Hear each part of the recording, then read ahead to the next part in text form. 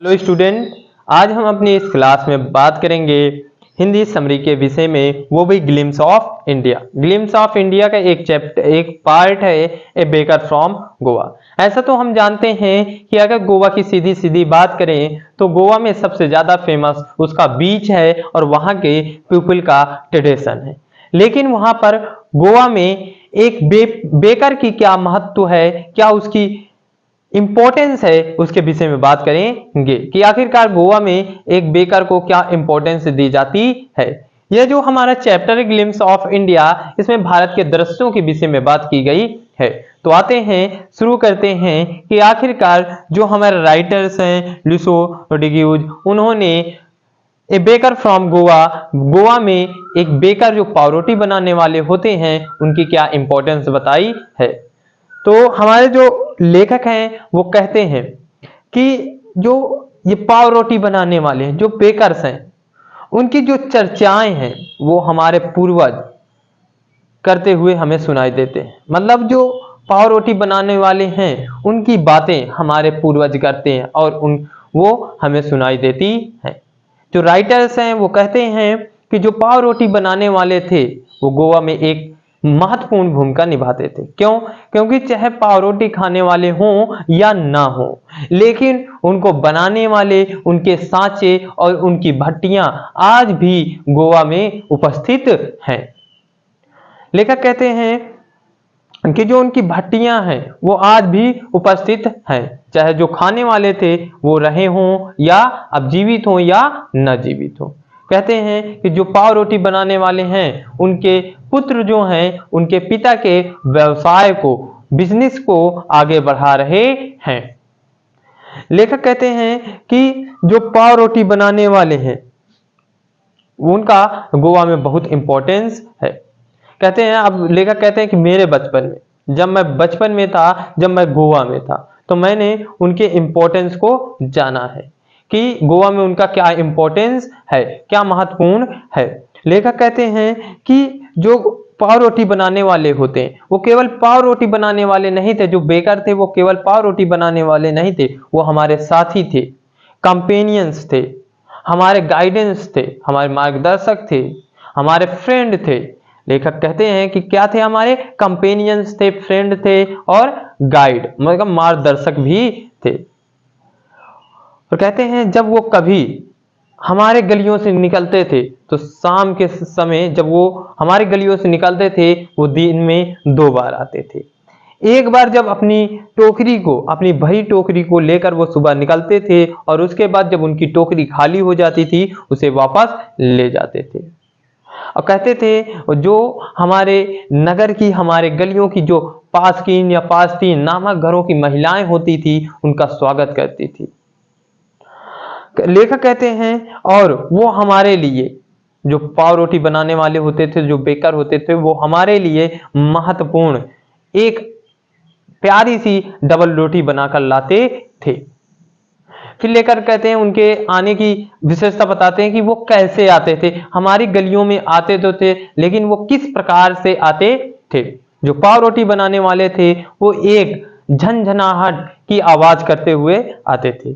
उनके अगर रहन सहन की बात करूं तो वो अपने, जब वो आते थे तो वो अपने सिर पर एक टोकरी रखे हुए होते थे जिससे वो पाव से भरी होती थी, और एक हाथ को अपनी टोकरी में लगाए रहते थे और दूसरे हाथ में वो एक स्टिक पकड़े रहते थे, एक डंडा लिए हुए थे। किसका? बांस का। जो राइटर्स हैं वो बताते हैं कि वो अपने हाथ में एक क्या डंडा लिए रहते हैं जिसमें झूमर लगे होते हैं, जिनकी थम थम की आवाज निकलती थी। उनके आने की सूचना हमको मिल जाती थी तो हम सभी बच्चे उनके पास भीड़ लगाकर दौड़ पड़ते थे और उनको चारों ओर से घेर लेते थे। और जो पाव रोटी बनाने वाले थे, जो पाव लेकर बेचने आते थे, वो अपनी टोकरी को उसी डंडे पर टिका देते थे और जो घरों की महिलाएं थी उसका स्वागत सत्कार करती थी और उनसे पाव रोटियां खरीदती थी।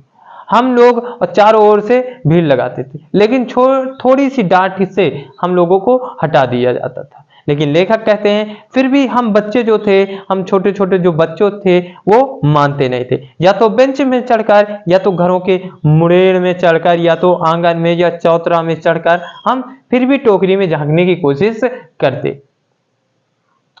लेखक कहते हैं कि हम जो बच्चे थे वो हम फिर भी उस टोकरी में झांकने की कोशिश करते, क्योंकि वो जो उनकी खुशबू थी, डबल रोटी की खुशबू थी, वो हमको बहुत पसंद थी। कहते हैं कि हमको क्यों ऐसा होता था कि हम भीड़ लगा लेते थे और उसके सीधे पास चले जाते थे। ऐसा कुछ नहीं है, हमको डबल रोटी की लालच नहीं थी।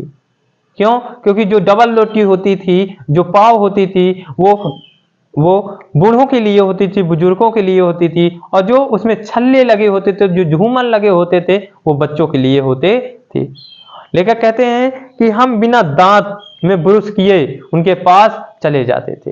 लेखक कहते हैं कि बच्चों को दांत मांजने की क्यों जरूरत, वो क्यों ये परेशानी मोल लें कि वो आम की टहनियां तोड़ कर लाएं और उससे ब्रश करें।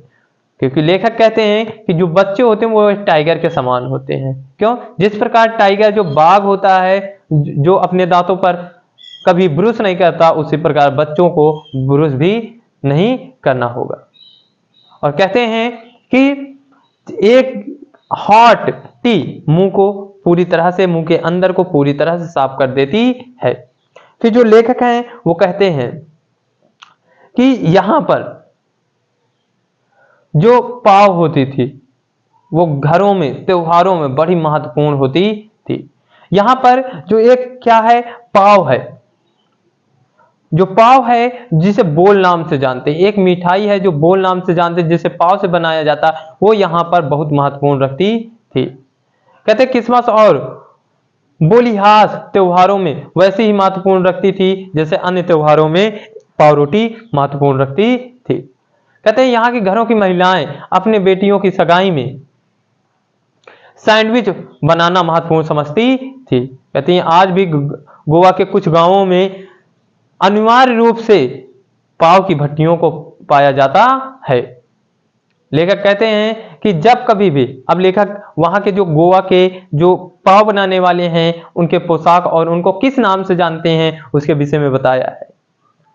लेखक कहते हैं कि वो जो पाव रोटी बनाने वाले हैं, जो ड्रेस पहनते हैं जो उनके घुटनों तक पहुंचती है, उसे कबाई नाम से जानते हैं।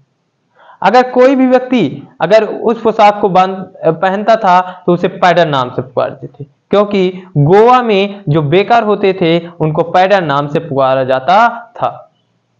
कहते हैं कि ये जो पाव रोटी बनाने वाले हैं, ये जो उनका व्यवसाय था, ये उनके लिए बहुत लाभकारी था। और ये जो पाव रोटी बनाने वाले थे, ये अपना जो अकाउंट होता था वो दीवालों पर रिकॉर्ड करते थे और महीने के अंत में उसे पूरा कलेक्ट करते थे।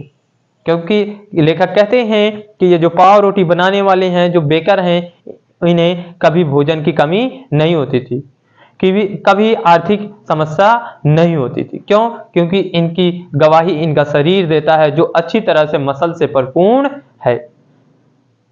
यही थी क्या ए बेकर फ्रॉम गोवा की हिंदी समरी। आशा करता हूं कि आप लोगों को समझ में आया होगा।